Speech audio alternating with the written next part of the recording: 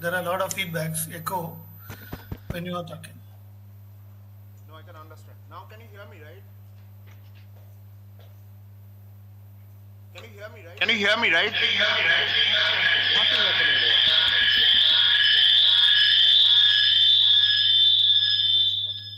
Sandipan, there is an echo.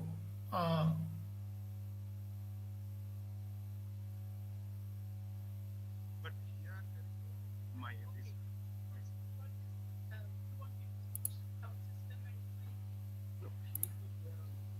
Okay. Out of those two devices, for which device you will be using its mic and system? This one. And which is the second device? This one. So you mute this mic.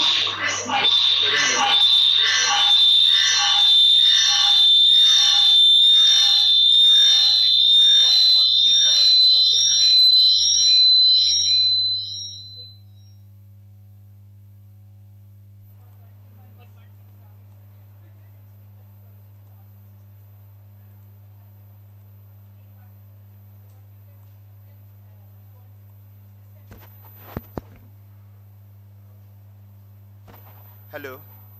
Yeah, now it is fine. I guess. Can you hear me? But it's not coming. So I will be speaking and then. Yeah, I can hear you. But I think that.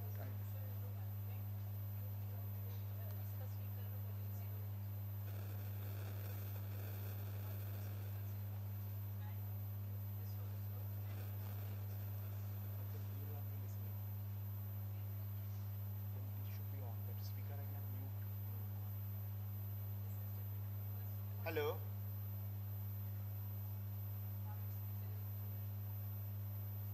So I have to keep this one on.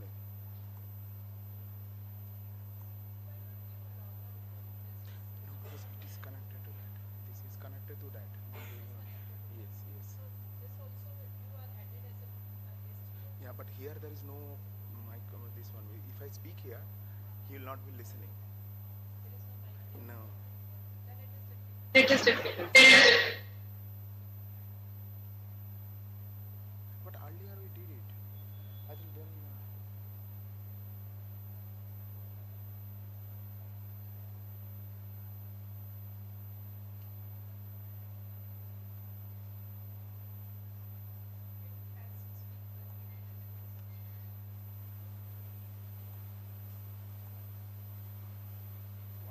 If he speaks, it will be coming here.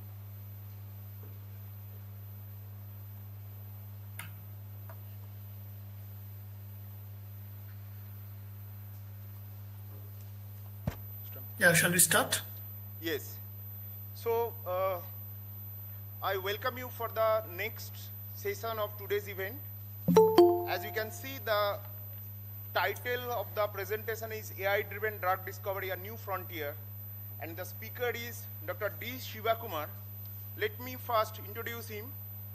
He is a PhD in bioinformatics, followed by he has done postdocs from the Konkuk University, Seoul, and another postdoc from the Max Planck Institute for Dynamics and Complex Technical Systems in Germany. He was followed by a drug discovery scientist for the Crescent Software and Discovery UK for significant time. Presently, he is also a principal scientist in the R&D Center PharmCAD, Busan, South Korea, and also he is the co-founder of BioCognize, is the developing end-to-end in silico pipeline for the drug discovery and NGS using AI tools.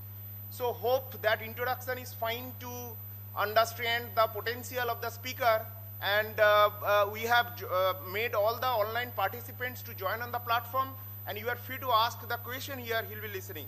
So I think we are all set to start the presentation. It's up to you, Siva. Yeah, you can please start.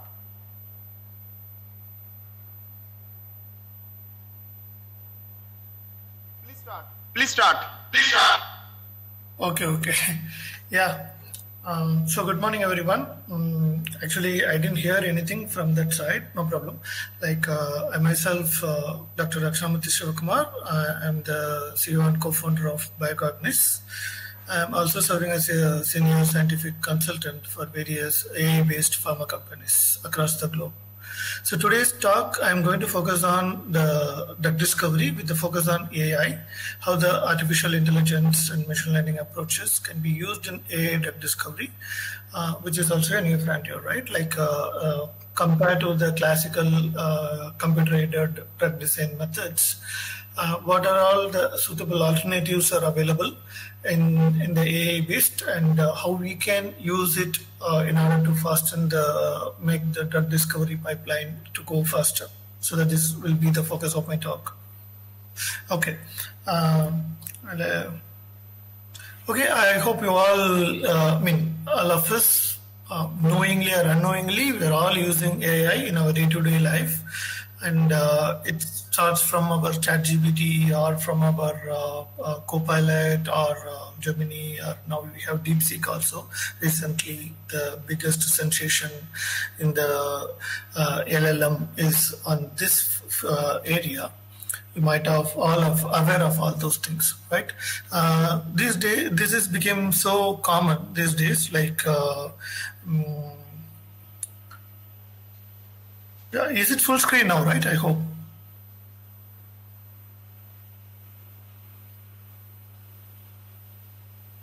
Yes, you are audible. You are audible. Yeah. Okay, and it is full screen. You can able to see the screen, right? Full screen. Okay, good. So that is the thing, right? The question is AI is new?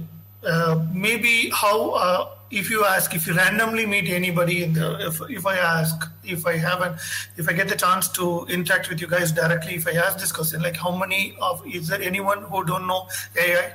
So there will be a big silence because every one of us knows AI. But if the next question, if I ask like this, like when do you know AI? Maybe you'll say that some of you know that maybe a couple of years back, and some knows long back, and most of your answers will be after the ChatGPT era, right? So we all familiarized, we all know that, we know there is something exists, but when we started using it, and I can say this large language model methods democratize the AI after its evolution. There are a lot of competitions happens between the chains, and then it became so normal. Now everyone is making their own AI agents and start using it in their websites everywhere. You can see if you talk to any customer care in any random websites, there you will end up in talking to some bot, right? Including IRCTC, anything. It's not just as India, anywhere, any websites in the world, you can see this one. But coming to the drug discovery side, is AI is new to us?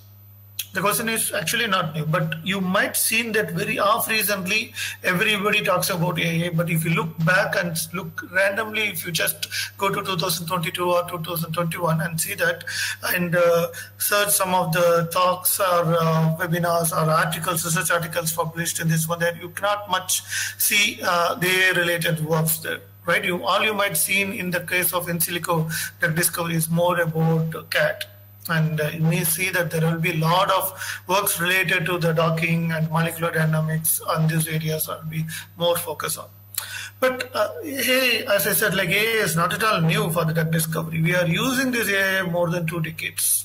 From the QSR handshake question, you all know that you might have studied in your, you might have come across this one at least, about the simple log P, how the octanol water partition coefficient identified by the handshake equation, Hansch analysis, right? So that starts with the QSR. The basic idea between in the QSR is like to understand how you can relate the structure with the activity. For some of you or most of you, maybe our chemistry background. So for you, like when you make or when you have a chemical structure in your hand, you will try to relate that with the activity. What is the activity may this compound may possess? So if I ask the same question to a molecular biologist or a biologist, they will see that, okay, this compound, they may not look into the compound's perspective, but they look into the other side, the biological side of this one. but for you, like it's more like the features are present in the compound, which may be responsible for the activity. It's maybe a group, a functional group in that, or the property of the compound in general, right? It's if it is more hydrophobic or the hydrophilic or polar compound, or what this compound is, or what sort of substitutions are present in the R1, R2, if you have any in this one, and whether it is a chiral or whatever. Like you will look into all the perspectives of the chemistry, and you will see that what this one.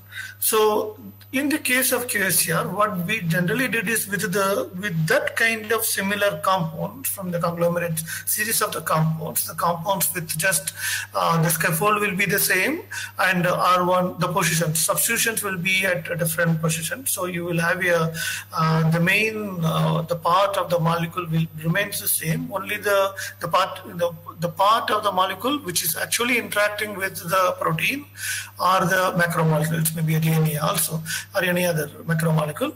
So that one will be keep changing. That is what the purpose of substitutions R1, R2, R3, when you have a series of compounds with a minimal number like 20 to 100. We generally use this number, and we train the compound using some methods like a support vector machines or some random forest methods. So these are some of the machine learning techniques used in the QSR models. So whoever used QSR models during your PhDs or your master's stamps 10 years, 15 years back, so it's all again artificial intelligence. You used artificial intelligence, but without knowing, we haven't used it. Forget about, it's the training set. The training set, maybe there just 25 molecules are used as a training set, or 100 molecules, 50 molecules, that doesn't matter. But now we have billions of parameters are considering. If you look into the DeepSeek, it will say that, so this many number of billion parameters are considered for the training.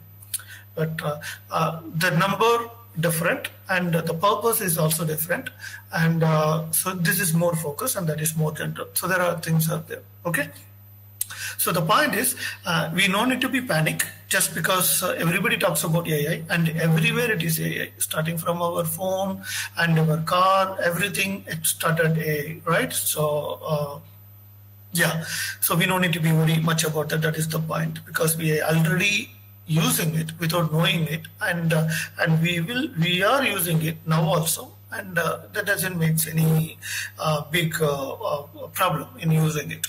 All we need to know is we need to get it ready for that. That's it. Okay, so there is some confusions. Mostly this I have seen in many, even you might have seen this in even a lot of published articles have this kind of confusion, as well as in talks, as well as in the post, LinkedIn and blogs. You might have seen people are using, it's an alternative. Instead of using AI, they are using machine learning.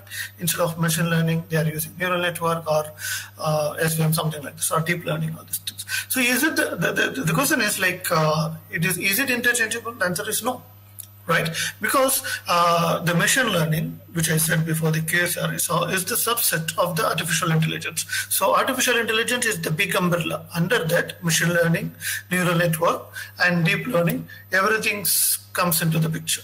Okay, so the more focused will be in the more smaller subset is the deep learning, right? So recurrent neural network, all neural network based these things will be the deep learning methods, and deep learning itself is the subset of the machine learning, right? Like some of the things you may have used is the random forest. If you have used QSR, you might have used this one, or maybe you might know about this clustering, k-means clustering, k-nearest neighborhood clustering techniques, right? So SVM, support vector mission. So these are also some of the commonly used machine learning approaches. Decision tree also. Also, these are machine learnings are generally used in the case of predicting, for example, solubility predictions or any other property predictions, toxicity, like that, synthetically feasible or no, like that. In general, predictions is mostly happening at the machine learning stage, whereas the deep learning will be mostly on the generative sides. Generative sides means you generate the novel molecules, novel ideas, things like that. Okay, and not about finding out yes or no. It's not about yes or no. It is like a fill in the blanks.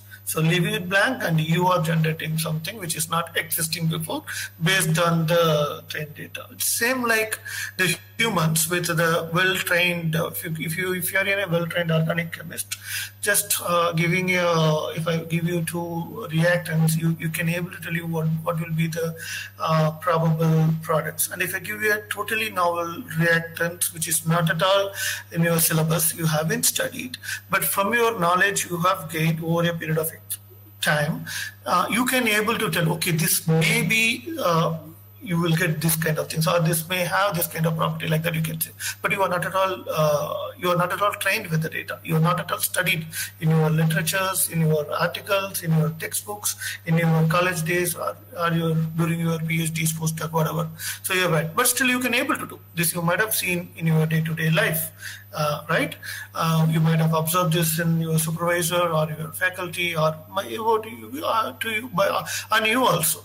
So this is what it's happening in the case of in the deep learning. Whereas in the machine learning is something else. What you are trained, it's more like a programming, but it's more like more beyond the programming, right? Where it is can able to predict which is unknown. The for the compound for which you are going to predict is also unknown, which don't have the property of that one, which has unknown property X. So that one will be based on one of the trained characteristics, trained property. It's maybe a similar compound, similar characteristics like that, and then it can able to catch it. Okay, this is in the case of machine learning. It all comes under the category of artificial intelligence. Artificial intelligence is a very generalized term which contains everything. So it is fine to call deep learning method or machine learning method or artificial intelligence method, but not the machine learning method as a deep learning method, not this way. Okay, so do you understand? I hope you understand, right? So this is very, very crucial and very important. It is not interchangeable term. So when you use the term, you need to use it correctly. More appropriate usage is important. Okay. So now coming to the pipeline, the first pipeline you might have seen in many of the talks or even the textbooks and literatures. The first part, it says that how the drug discovery pipeline works. This years back, it's published in Nature and still applicable. There are several stages in either traditional or computational or the hybrid methods, where we will undergo some of the methods like target identifications followed by target validations, and then lead identifications, lead validations. All these things will happen at the in silico drug discovery case, and then followed by the preclinical and clinical trials will happen, and then FDA approval will happen. So it takes a lot of time and a lot of money is involved. All these things you might have heard, right? So that is the reason it is a high bet game. That's why we are not seeing much R&D in India. It's because of very risky. And if you want to play in this field, you need to invest a lot, not just in terms of money, but also in terms of time. So if and the chances of success is also very, very less. And that is the reason why not much players are in this field. Only big companies can able to do, not the small companies is not able to do. So to solve the problem, like the computational aided drug discovery, also called as CAD, plays a very, very important role in this case, where it takes first initial 4 stages or the early stage drug discovery, we call it as. So there it takes a major role, starting from target identification from huge resources. It's maybe from huge databases, literacy databases, or from the pathway databases, or from the protein database like Uniprot, whatever. So the databases I mean here is data. Okay, so the data containing information doesn't mean that you need to pick it from that database. So the information either you can get from the pathways, or from the protein sequences, or from the literature information patterns anywhere. So that it's like searching the needle in the haystack, right? So it's very huge amount of data is available, and day by day we are getting more data, and from that we need to identify the targets. it's applicable both for the protein side as well as for the ligand side. So there are a lot of methods that evolved, like visual screening, drug repurposing, or de novo drug designs, fragment-based drug designs. There are different approaches evolved, and people started addressing those, answering those questions in order to get the needed or the required drugs what we need into it. Okay, so then later, recently, maybe I can say after this COVID and ChatGPT era, we can see there are a lot of booms in the AI side and a lot of things again burst also, but still a lot persist, and some of the things are still working. And so far, no success story we have. That means no drugs into the market, but there are a lot of drugs into the clinical trial. I should not call that as a drug, but a lot of compounds into the clinical trial.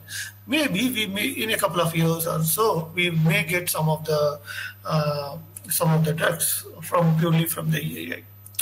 Okay, so the many companies involved in this. One of the companies in Silico Medicine, which is here in Abu Dhabi, and also it's in Boston and Hong Kong. Anyway, so that company also they discovered like novel antifibrotic drugs, which was in human studies in the clinical trial now. Not only that, there are many companies, Benevolent AI, Recursion Pharma, all these things are also put the compounds into the clinical trial now. They are into the various stages, which I have show you later. What are all the companies involved in the AI market and where they are standing, all these things. So they claim like they have a complete pipeline of starting from the target identification using their in-house proteomics, and also generating the novel molecules from using the AI methods called Chemistry 42. AstraZeneca also have this one, and other companies are also having, and Novartis actually have their own. Also, they are joined with venture with other companies. So this is how it works. The pharma companies, they either they set up their own AI-based developing AI-based solutions, or they join hands with the other pure AI-based companies. So we'll be working on this one. Okay, so the time, as you can see here in the slide, like it's very fast to move the molecule from the idea to the clinical trial. So it's possible to move faster, provided you have the data which is required for this one. Okay, so there we can say that the very broad differences between the CAD and AID. And this is like in the case of computer drug discovery, theoretically we classify into two categories. One is structure based and another one is ligand based, where in the case of structure based, we majorly focusing on the structure of the macromolecule, usually protein, not always though. And in other cases, we will start with the ligand. This is in the theoretical textbook wise, but in reality, we won't do it that way. Like we will try to use the information as much as available for us. So it's mostly a hybrid in general. So we go with right after this, what will happen? It's mostly like a docking and molecular dynamics and free energy calculations and all these things we'll do, and then we will filter the compounds using ADME and other things, and finally it moves to the like experimental studies. Go to the preclinical, and then it passes and it goes to the clinical trials. Whereas in the case of artificial intelligence based drug discovery, also called as AID, so again here, as I said before, like we may use for prediction, right? So whether the compound physicochemical property or synthetic feasibility, or whether it is a novel or no, all these things you can predict. And another one is like generative. Generative in the sense like you can generate novel molecules which is nowhere exist before. So the reason behind it is like it's almost like the de novo method which we are using in the CAD based method, but here it is more robust as well as more easier when compared to the de novo methods and the CAD based methods. So here we will generate the molecules from nowhere or from the basic ideas. Right, so that is the advantage. So advantage is something like it will be novel, so you will go patent, right? So you don't need to worry about the compounds that already exist in the databases because those things are taken care of. But another one issue will be like whether the compound, you can make anything in computer, but the problem is whether it can be able to synthesizable or no, right? So that filter we need to include in order to see that later, to avoid the late stage addition. So we need to include it here to make sure that the compound is synthetically feasible. Or you can do it later also. But the problem, if you do it in the later stage, you may end up in a time waste because the compounds which you have studied many computational will have no use since it is cannot be synthesizable.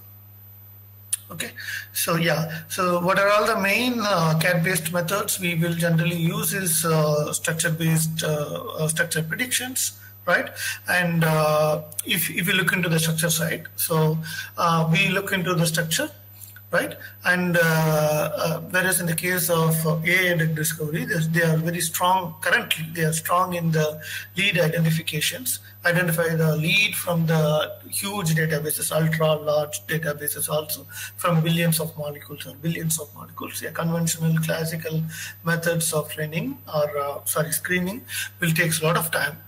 When you use suitable AI-based methods, the screening will be much faster as the models are already pre-trained with the huge databases, so screening will be quite faster than compared to the classical docking-based methods or other similarity-based screening. Even if you're using Tanimoto-based or fingerprint-based similarity search against the database which contains millions or billions of molecules like Sync or PubChem or DrugBank, any databases. Right, and also CAD, we are very strong right now is in the structure prediction. Also, we are good in the aid also. For example, AlphaFold, right, and also we have CollabFold, and many folds are coming. ESFold, all the things are popping up daily, and but the accuracy is not on par with the experimental, of course, but it's still challenging. There are a lot of pitfalls and problems in the AI-based structure prediction also. Okay, but in lead identification, it's doing good, and lead generation also. As I said, like most of the pharma companies are focusing on the lead generation because they can able to generate the molecules, which is totally new, and are considering all the patent issues. They are also focusing more on the novel compounds, right? And so currently we also do the de novo designs in the CAD-based method. And also something like fragment-based drug design, like where we have no, the generating novel molecules, you can also break the compounds into fragments, and use the fragments into making new molecules, right? Just like assuming you are doing Lego blocks.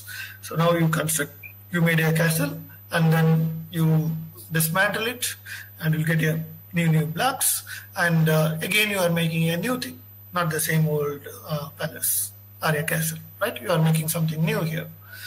So like that you can do. That is what the fragment-based drug design approaches in general it is used in. Whereas in the case of AI-based drug discovery method, we are good and strong in the ADME, property predictions, right? And also toxicity. That is one of the major challenge in the computational drug discovery, irrespective of AI or computational, doesn't matter. In case of in silico, another problem when you screen when you have a huge number of molecules, the problem with B is like not just only synthesis, but also the toxicity. Right, toxicity will be failed with the very first stage in the animal trial itself will fail, but you have to end up in a lot of animal sacrifice. But where about ADME, even if you escape in the animal trials, but in the late stages, there are a lot of examples. ABT 737, ABT 263, BCL-XL inhibitor is the best example of which fails because of the ADME issues. It comes back like that. There are a lot of compounds which faces at the that is why there is a big area called lead optimization. It's there where the aim is to not just generate the molecule or identify the molecule, but also optimize the molecules to move to the next stages. There the ADME plays a very important role. right? How the drug, the formulation. You can change the formulation. Sometimes what they will do, if the drug is not soluble, what they will do, they change the formulation. Okay, it's not soluble, so you cannot give us an injectable forms. No problem. So we will give in a suspension form. Suspend it in the oil based emulsion. Like you might have seen these things like gelatin, something like that, right? Antacids, like that kind of thing.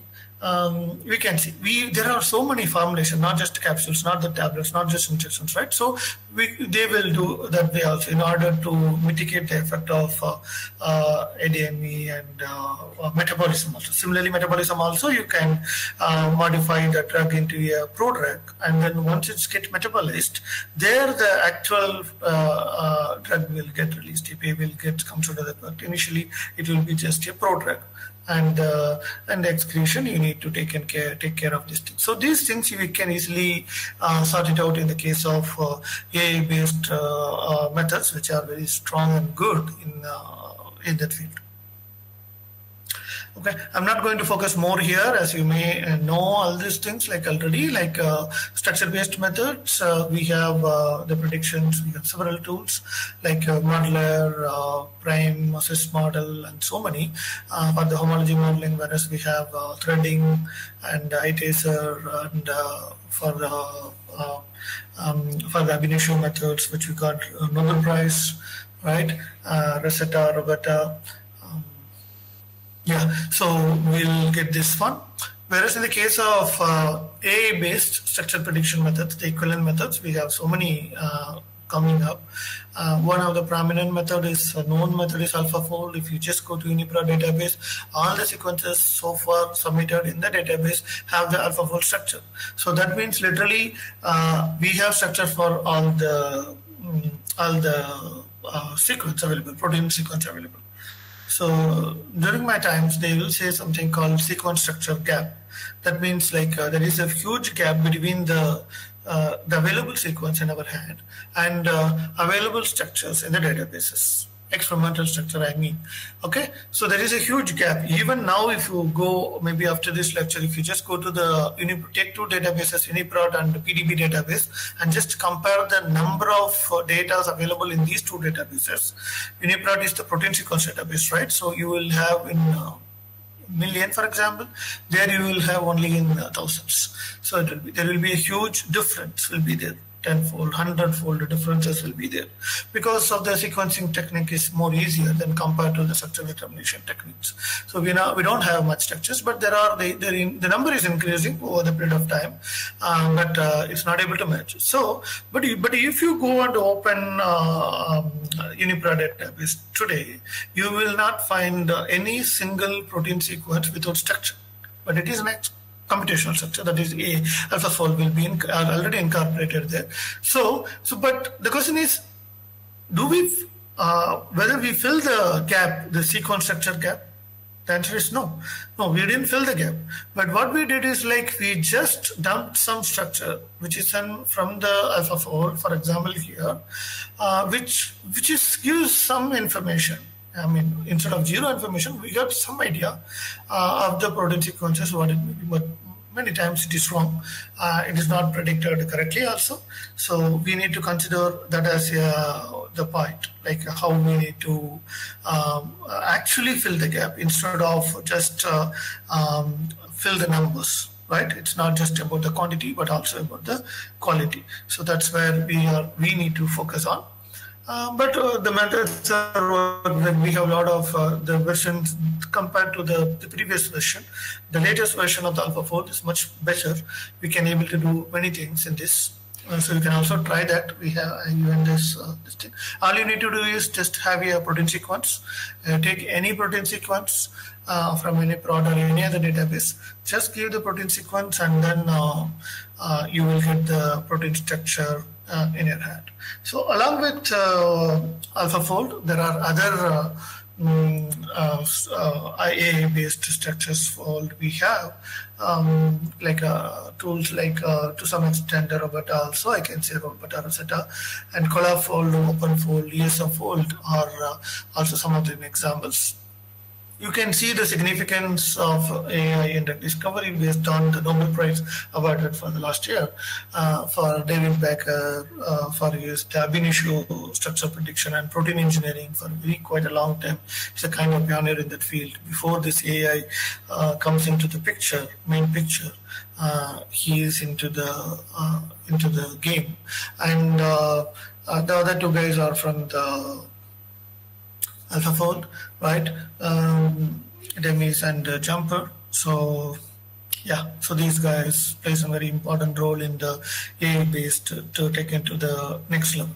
But now there should be a question in your mind. I wish you have that question in your mind.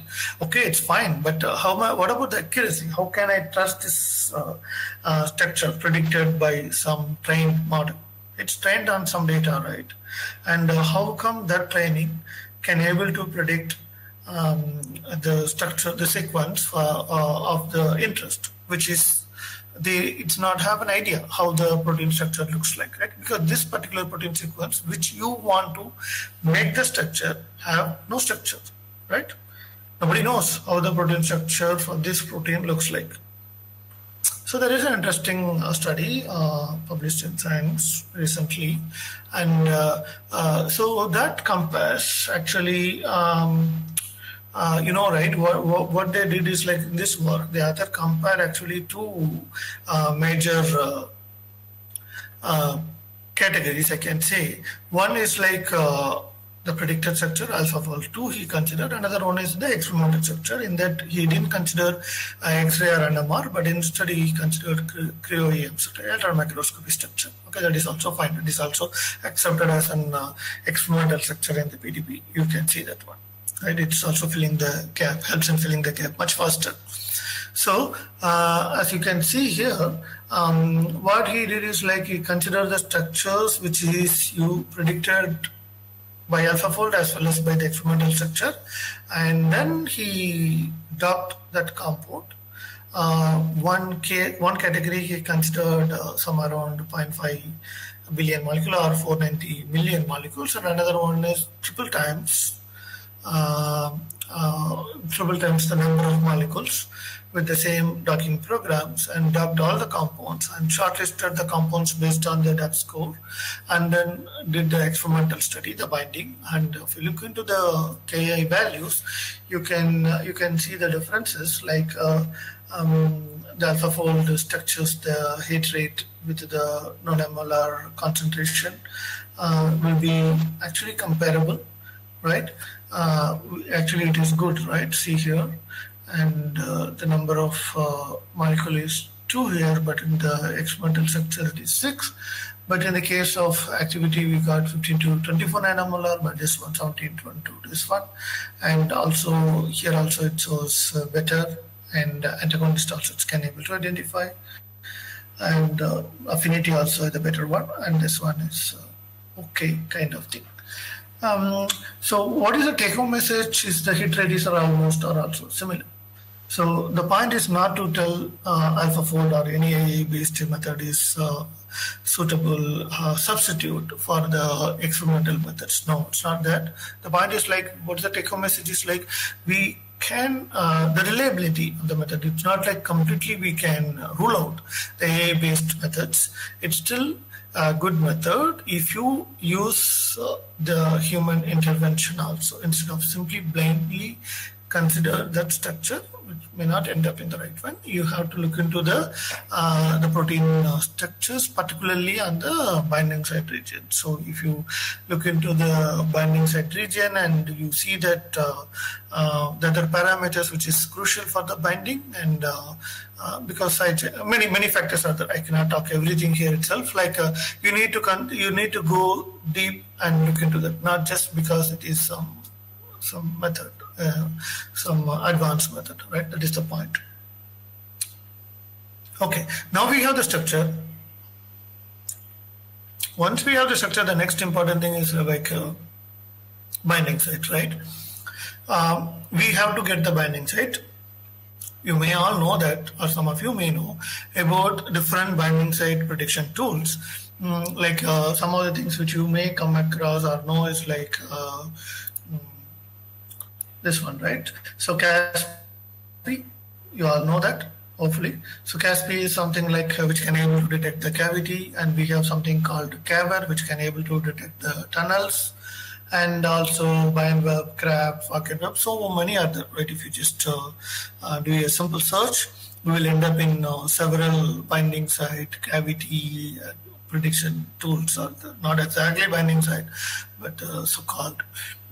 We can able to place our ligand in a place of the protein somewhere where it can study where we can study the interaction of the small molecule with the protein. Okay, so that region can be identified using this method, right? So that is one thing, the advantage of this thing.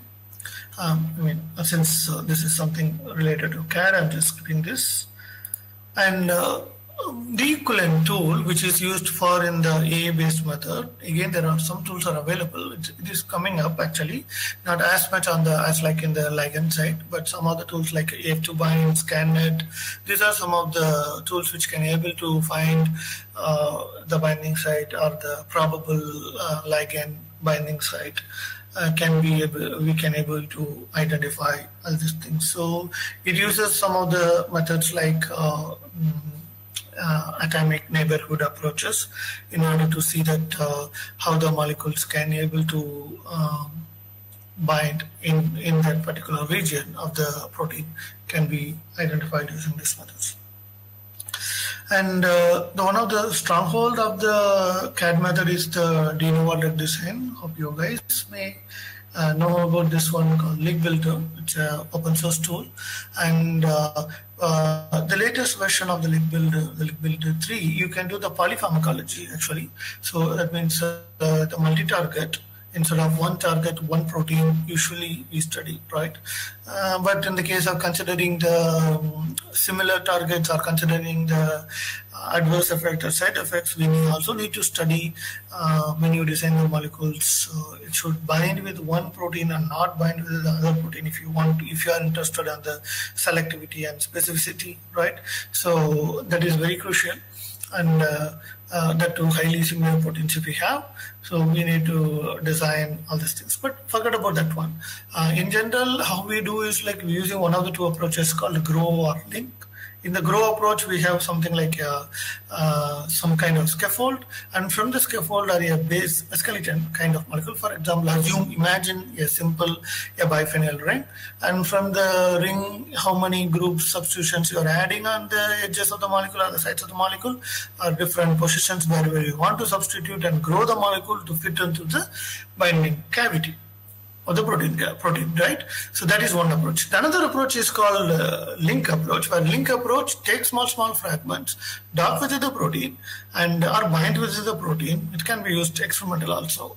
So bind with the protein, binding at the different regions of the binding site. Assume the binding site is something like this, right? Something like this, okay? So you dock one fragment here, another fragment here, something like this, and then finally you are linking this by using a aliphatic or aromatic linker, any sort of linkers. The linkers generally, what it will be. It can also have some kind of interaction characteristics, depends on the need. Usually we can consider in it if you don't need it. Okay, so that is just a linking part of the two fragments and this kind of reverse approach of the grow. Okay, so this is something we do generally in the case of de novo drug design. Yeah, here. So the AI-based methods in the de novo drug design is slightly confusing over the next methods you will be seeing, because the de novo is a term which is ambiguous actually. You can say it starts from the scratch is the literal meaning of de novo, but if you look the de novo, how we are using in the CAD based method, it's like when you have no idea about the protein information and you are using only the ligand information, right? And in other words, like we don't have the ligand information, we just have only the protein information. So you are starting from the scratch just based on the protein information. the binary set information, you are making a molecule start from the scratch. It's called a de novo. But in the case of AI-based method, the de novo is used in a different sense. It's also used this way. Along with that, they're also using that like when the molecule is using from the scratch. If your generative methods are also called as de novo here because it generates from the scratch. Whether you are using the protein information only protein information, sometimes it not comes into the play. So you have to, that's what I said, right? For the textbook information, this is fine. But in real time, in industrial scale, we don't care much about the terms. Like what we need is like to get the solutions with using the optimal data available for us. Okay, so considering that point, you can just look into this the tools like DrugGen, Packet2Mol, Gentral, Graph and Find, Release are some of the commonly used or well-known methods. I'll just go walk you through some of the methods.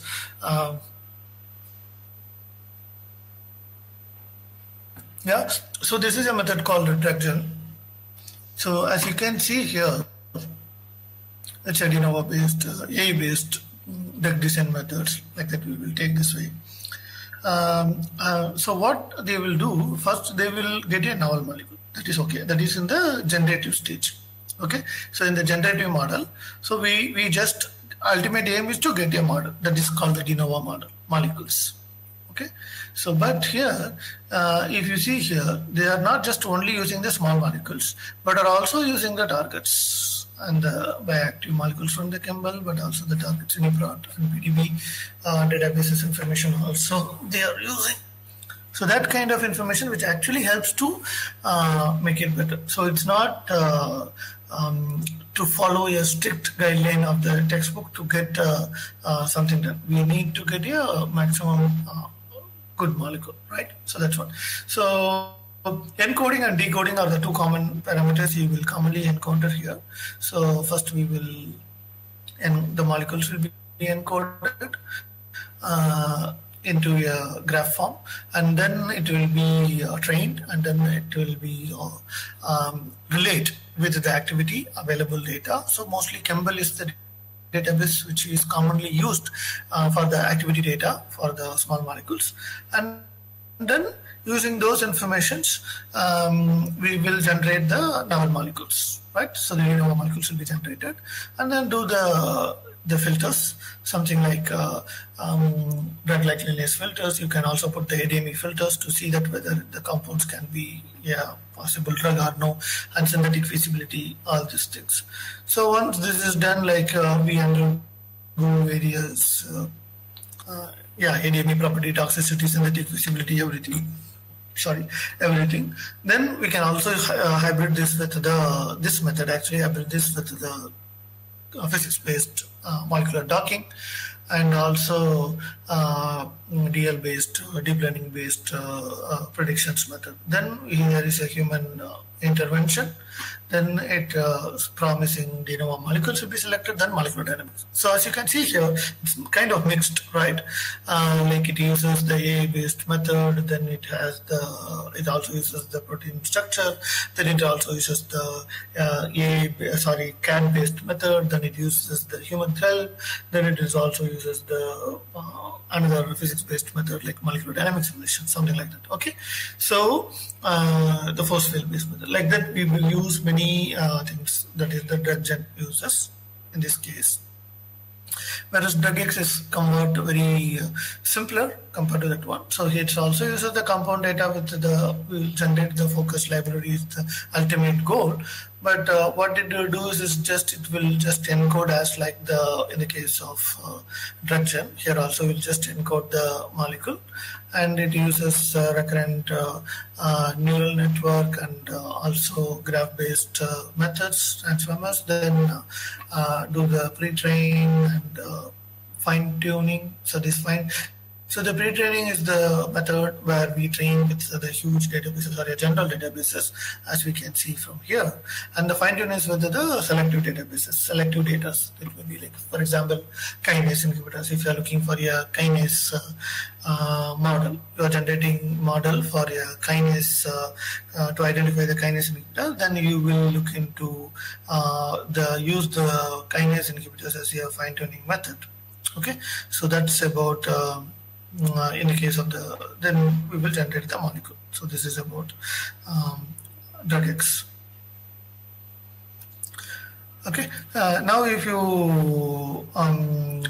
look into this one fragment based method, so in the case of fragment based method we have several I cannot say several methods, but several techniques I can say are available in the case of computational aided drug discovery site, where we have the small molecules, as I said, like break into fragments, not a random breakdown of the molecules, but using a meaningful or a rule-based. Rule here is a synthetic rule, like whether the compounds has to be synthesizable, resynthesizable. It's like, in other words, we call it as a retrosynthesis, right? So how you make the compound, we are breaking the compound. Similar way, if you put the arrow the other way, if this arrow is pointed towards from the left to right to left, it should work, right? So it's reactant to the product and the product to the reactant. Like that we are doing, because we are breaking the product into the product. But remember, we don't know, when we break n number of molecules, we cannot always look into the way it's breakdown. So we have to do that one. So we have some retrosynthetic methods are there, so we can do that and we can do this one. There are several articles published in this one. It's one of this one which I have shown now. There is another method. You can also, if you have computer or laptop with you in your hand, you can try, or maybe later you can do, you just note it down, this tool called, or a server. It is a server-based application. It's called a DFrag, right? Deep Learning Fragment, right? So that one is called a frag. So you can just Google it, you will end up in this page. Okay. So what you have to give is, you have to give your protein molecule. Take a protein ligand docked complex or protein ligand complex available in PDB. Okay, if you can ask me, like, if I have a protein ligand, why I have to do this method? But we are trying to make a better molecule. Even if you have no better molecules, also fine. Like, even you can start with a simple benzene ring, right? Or a simple any small group. It doesn't have any drug-like characteristics. Just a chemical compound, a fragment. Also, it's fine. Take any one and dock with the protein. If you don't know docking, or if you don't want to do docking, no problem. Just I already shown some of the binding site prediction tools, right? Identify some of the binding site use the binding, for example, CASP or CABR, and place your molecule of interest or the basic skeleton of the molecule. For example, a simple phenyl ring or a biphenyl ring, anything, and place there. Just place it over there and make it as a complex, and then also you can do a small minimization will work better.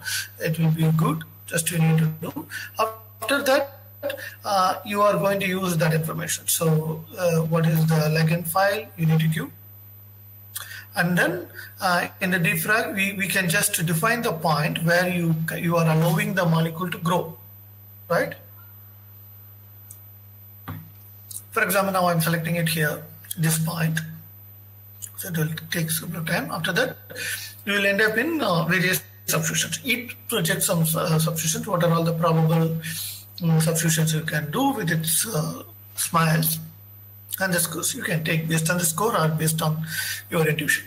You can take the substitution and keep adding. Now you get one molecule, right? Now use that as a molecule to add the second fragment, third fragment, like that. You keep adding, and then you will end up in a better model. So it's a fragment-based, A-based, fragment-based method. It's an alternative for the CAD-based method, which I have shown in the previous slides.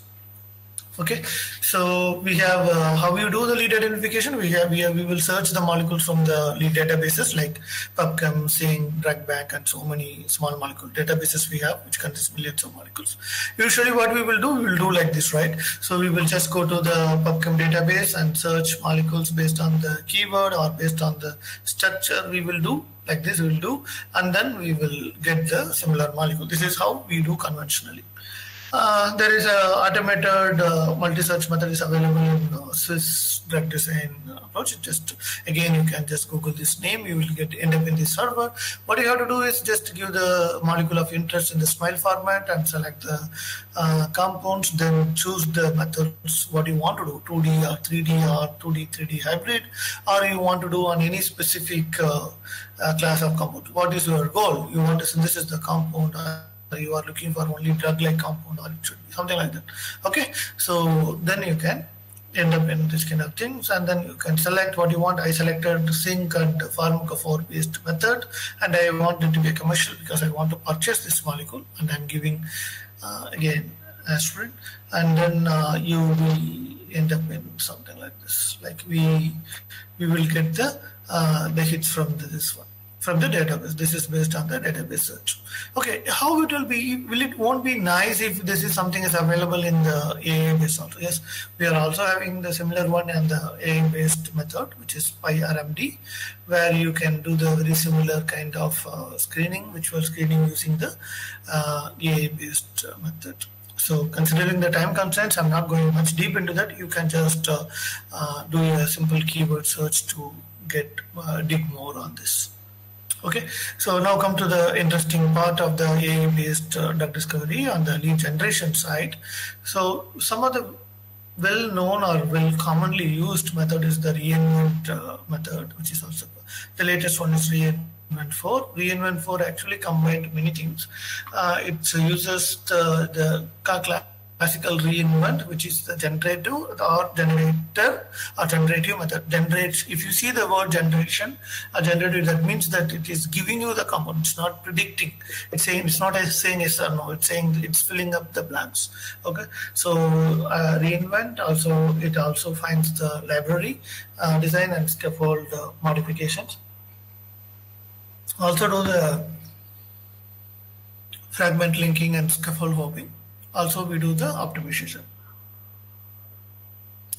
So typically, what and all is needed, as you might have, you may wonder, right? Like so far, what and all discussed, it is here. Fragment based is here. Scaffold library design is there. Generation is there, and optimization is there, like that, right? So it's all they include into one. That is in the reinvent 4. But if you go with the reinvent, it will just only the generation. Okay, but since the latest one is available, you are free to use this one. This is open source. If you just go to this GitHub code, you can download and use it. Okay, you can do many things like not just the de novo design as the name suggests, but also you can do the R group replacements, and also we can do the like a fragment based method used to linker designs, and scaffold hopping also can be done. Scaffold hopping is nothing other than replacing the existing scaffold with the new one, and molecule optimization can be done. Okay, there is another method called release, which stands for reinforcement learning of structural evolution.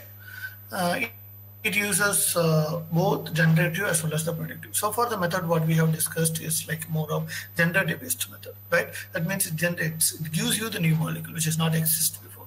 But how it will be if you incorporate the molecules with the properties? I'm running out of time. No, it's fine. You can continue.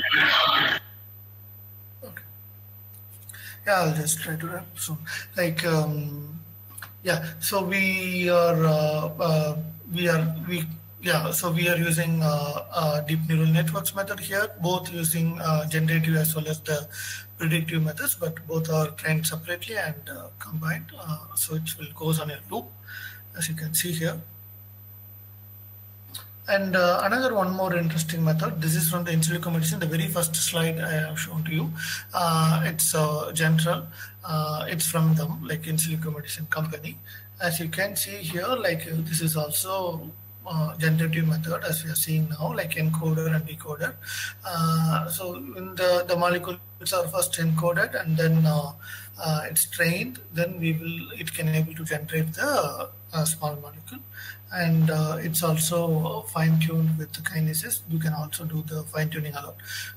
So these kind of large-scale, large language generative models are large trained generated models. You no need to do the pre-training again and again. All you have to do is only the fine-tuning, which helps us to reduce the time which we spend on the training, pre-training, because training needs a lot of space, lot of computation power, time also. But if you use the fine tuning, you can use multiple these things, because unless otherwise, huge data set is available, which is not proper, is not trained in the model, then you have to use, or else it's not necessary. Yeah, then the last part of the drug discovery pipeline is the ADME property. So ADME, you all know that what name stands for, right? Absorption, distribution, metabolism, excretions, and toxicity. And then we have the classical QSR, which can able to, which I said before, it's a great QSR. If you say that is nothing other than the machine learning method, and it comes under the category of AI-based method only. There are so many QSR methods are available by which you can able to this one. And there are some AI-based ADME property method prediction methods are also there. So one is AdmetLab. You can have, all you need to use just the molecule in string, or you can draw the molecule of interest also. Just giving that we can able to get all the physicochemical properties, including and also absorption, distribution, metabolism, excretion. Instead of just giving only the rule of 5, Lipinski's rule of 5, the numbers, it also gives you the different cell types absorption, like CACO, MDCK, and different types of blood-brain barrier distributions and plasma protein binding and other things like metabolism. Also several subtypes you can see here: cytochrome P4, 1A, A2A, C19. All these things. And toxicity also, not just saying simply it is toxic or non-toxic. Instead, it goes to what sort of toxicity, because toxicity is not just a lethal always, it means. So it's like a hair bag or liver or skin density, right? All these things are these things. Again, plasma half-life, RTF are also calculated. Apart from the classical things like hydrogen bond acceptors, donors, ring aromatics, all those things can also be identified. So there are several ADMET servers are available. You can also look into that, something which you may know already, like malexpression. If you are interested in you are developing your own pipeline, then you can use pedal descriptors and RDKit and NIME. These three are machine learning perspective. My favorite, for example, it's my favorite. Like it depends on what sort of area you are focusing on, and then you can do. So yeah, in our LinkedIn page also we have constantly posting this kind of informations for regular updates. And another interesting and important reason why AI plays a very more are focused towards the AI these days is the synthetic feasibility. One of the challenging thing in the computational part is assessing the synthetic feasibility of the compound, right? So there are some methods like a DFS score, which works based on the drug-focused reactions trained models, and then it can give you the it won't say that whether this molecule can be synthesizable or no, but it will tell us that how easy it's going to be synthesizable or no. It's a DFS score. And another one is even, this is basically on the thermodynamic characteristics based on the energy, like on different isomers are also tested and gives you the option. So which isomer can be easily synthesizable compared to the other one. So you can focus on that one, pick that isomer, but you need to make sure that isomer is active. Maybe docking or other methods you can just check. And also another method where we have something called RS score, retrosynthetic accessibility score. So this one is also gives you the molecules can be able to synthetically feasible or no. Again, it's trained on the databases like Kimball and Medchem databases.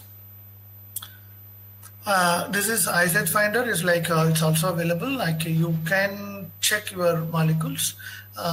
You can also plan given a molecule. Now I just gave some molecules from Sing databases. Now it will tell you what are the steps which may involve if you're not a chemist. Okay, so this will be a great help for you. So it will tell you what are all the possible way it can be synthesized, and you can directly purchase those reactants. So that is the biggest advantage. So it will give you the purchasable reactants.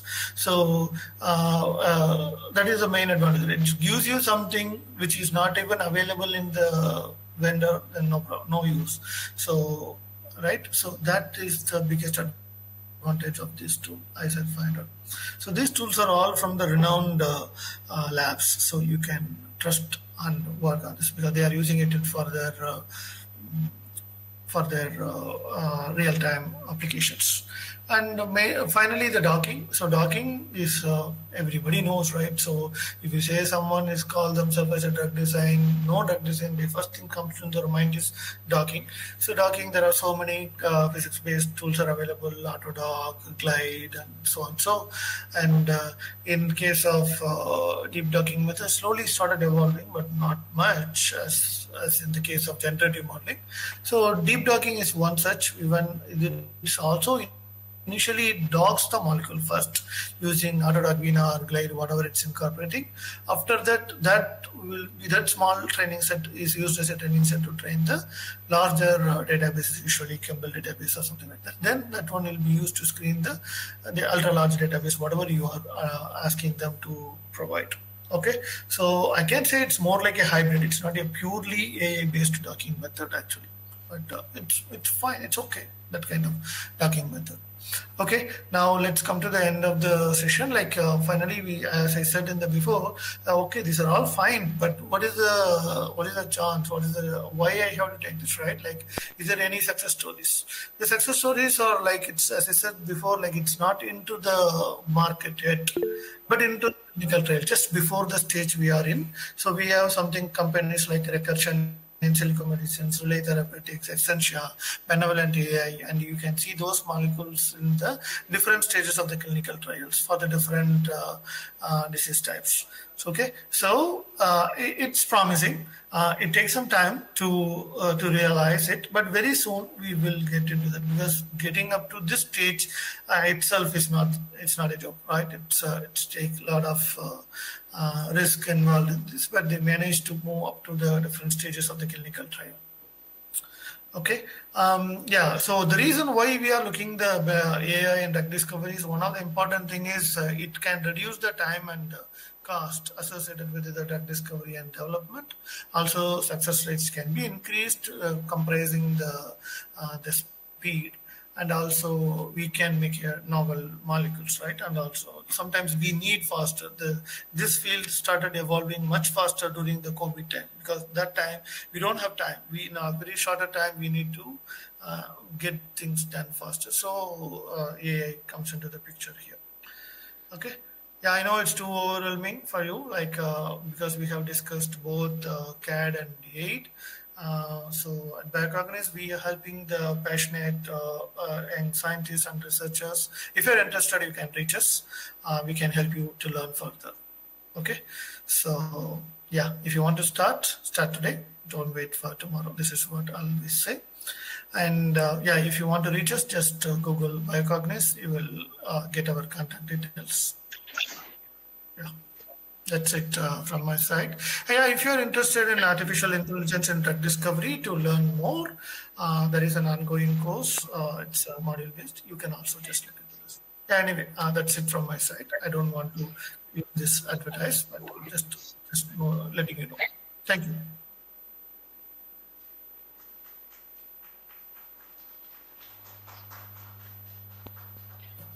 So thank you very much, Dr. Siva, for the. So you can hear me, right? Yeah, I can hear you. So thank you very much for your very interesting and informative presentations.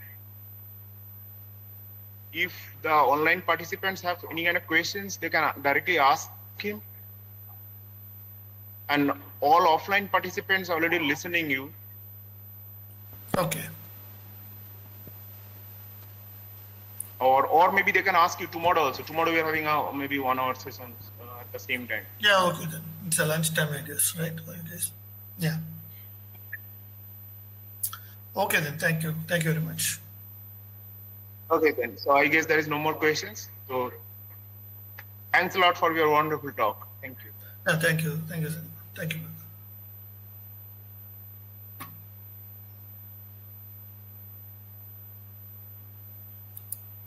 Okay, thank you. Bye bye.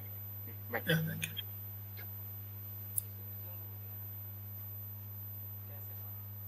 नहीं उसको थोड़ा सा time दे रहे हैं हम तुरंत सोचते हैं ना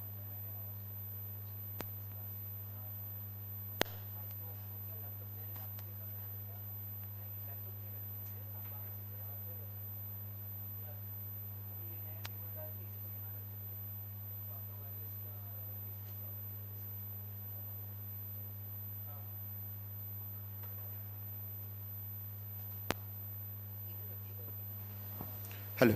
So if you have any kind of questions regarding this particular talk, you can send us email, or you can directly, he'll be talking tomorrow as well for questioning or to interact with you.